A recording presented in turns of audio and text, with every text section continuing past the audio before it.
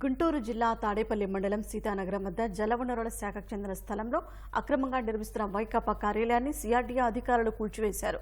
గత ప్రభుత్వ నిబంధనలకు విరుద్ధంగా బోట్ యార్డులోని జలవనరుల శాఖకు చెందిన 2 ఎకరాల స్థలాన్ని అతి తక్కువ ధరకే లీజుకు కట్టబెట్టారు. ఏటా 2,000 రూపాయలు చెల్లించేలా జీవో తెచ్చారు. ఈ స్థలంలో G+2లో కార్యాలయం నిర్మించేందుకు వైకాపా నేతలు నిర్మాణాలు ప్రారంభించారు.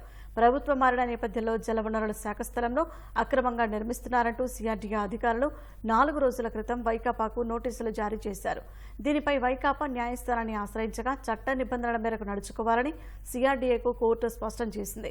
ఈ నేపథ్యంలో ఉదయం 5 బుల్డోజర్లతో వైకాపా నిర్మిస్తున్న అక్రమ కట్టడాన్ని అధికారులు కేవలం 2 గంటల్లోనే కూల్చివేశారు.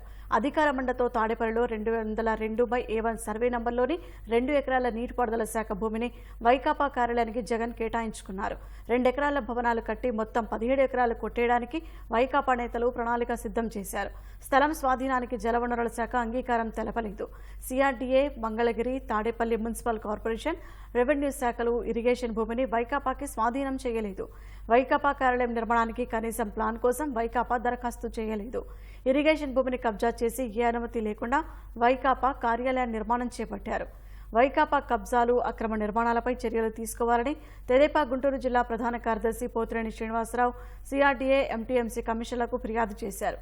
మంగళగిరి, తాడేపల్లి మున్సిపల్ కార్పొరేషన్ ఆధ్వర్యంలో అక్రమ నిర్మాణాన్ని కూల్చివేసి వైకాపా కబ్జా చేసిన జలవనరుల శాఖ భూమిని అధికారులు స్వాధీనం చేసుకున్నారు.